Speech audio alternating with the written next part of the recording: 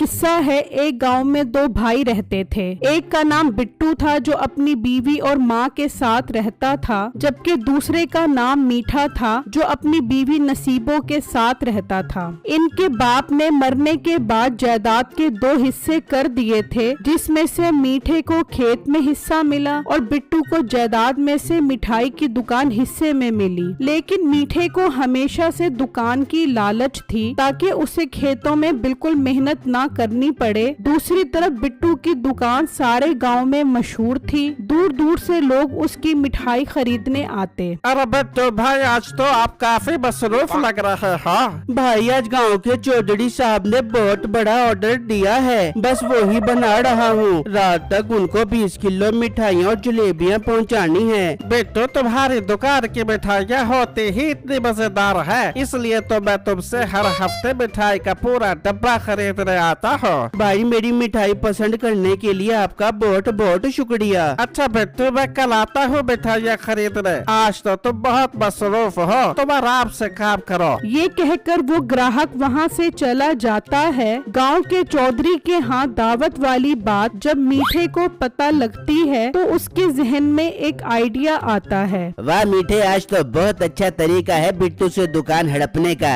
इसकी मिठाइयों में पेट खराब करने वाली दवा शामिल करनी पड़ेगी ताकि इस मोटे पर इल्जाम आ जाए और मजबूरन इसे दुकान छोड़नी पड़े। मीठा वहाँ से निकलता है और हकीम की दुकान पर आता है। भाई, मुझे एक ताकत का शरबत चाहिए और एक पेट खराब करने वाला शरबत भी चाहिए। ताकत का शरबत तो ठीक है, पर पेट खराब करने वाली दवा का क्या करोगे? जब ताकत का शरबत पीकर ताकत मिलेगी तो अपना पेट खराब करके बैलेंस भी तो रखना है। अब ज्यादा सवाल मत कर, जल्दी से दवा दे। अच्छा ठीक है, देता हूँ।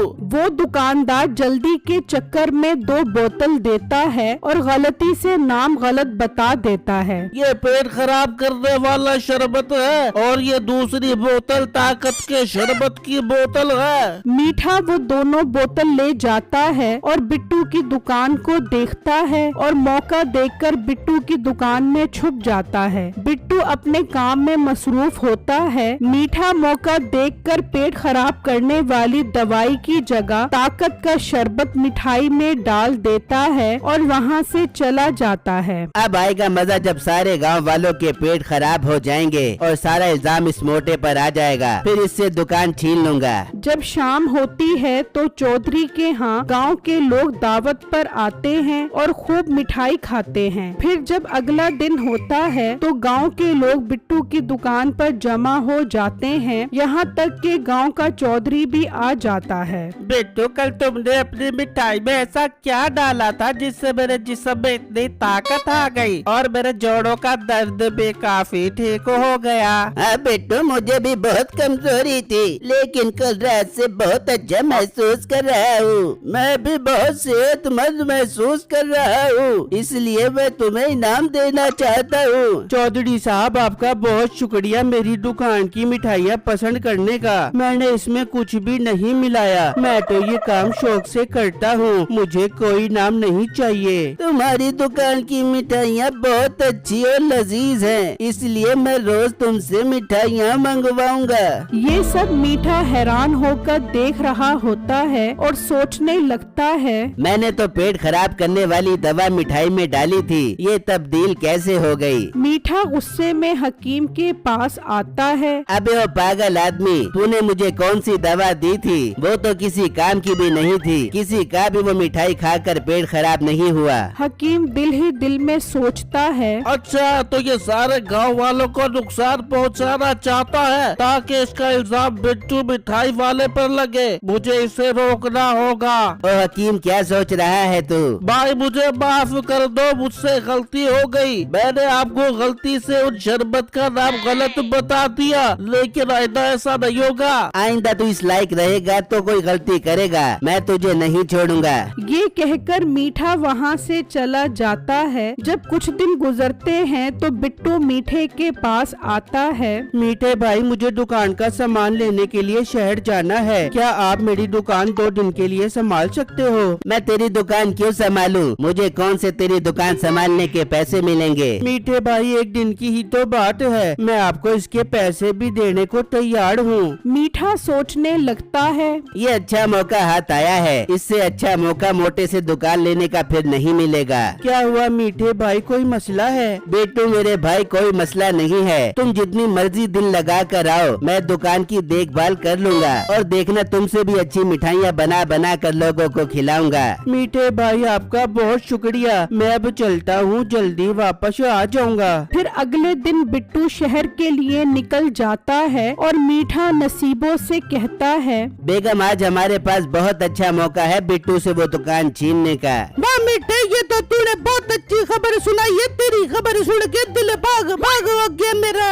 बेगम बस तू मिठाइयाँ बनाने में मेरी मदद कर ताकि हम उन्हें बेच सकें। फिर वो दोनों मिठाइयाँ बेचते रहते हैं। इस तरह 2 दिन गुजर जाते हैं और बिट्टू अपनी दुकान पर आता है। मीठे भाई मेरी दुकान का ख्याल रखने के लिए आपका बहुत शुक्रिया। तेरी नहीं अब मेरी दुकान है, हम दोनों के बाप ने ये दुकान छोड़ी थी और तूने इस दुकान पर कब्जा कर लिया। मीठे भाई मैंने कोई कब्जा नहीं किया, कब्जा तो आप कर रहे हो मेरी दुकान पर। ये दुकान तो मुझे विरसे में मिली थी। अब मोटे पेट वाले गेंडे जा यहाँ से और खेतों में हल चला ताकि तेरे पेट की चर्बी कम हो। बिट्टू उदास होकर घर आ जाता है। दूसरी तरफ चौधरी के यहाँ फिर से दावत होती है तो मीठे के पास मिठाई का ऑर्डर आता है। वो खुशी खुशी घर आता है। बेगम चौधरी के यहाँ से बहुत बड़ा ऑर्डर आया है, मैं जाकर हकीम से वही ताकत का शरबत लेकर आता हूँ ताकि गांव के लोगों को मिठाइयों में डालकर खिला सकूँ। वाह मीठे, ये तो बहुत बढ़िया तरीका सोचा तूने, फिर तो सब हमसे ही मिठाइयाँ खरीद बेचेंगे और मोटे बिट्टू को भूल जाएंगे। फिर मीठा हकीम के पास आता है। भाई मुझे ताकत का शरबत दो और इस बार कोई गड़बड़ नहीं होनी चाहिए, मैंने शरबत मिठाइयों में डालकर गांव वालों को खिलानी है। हकीम सोचने लगता है, अच्छा तो ये फिर से गांव वालों की मिठाइयों में दवा डालना चाहता है ताकि इसकी मिठाइयाँ मशहूर हो जाए और ये बिट्टू बेचारे की दुकान पर हमेशा के लिए कब्जा कर ले। मुझे कुछ करना होगा।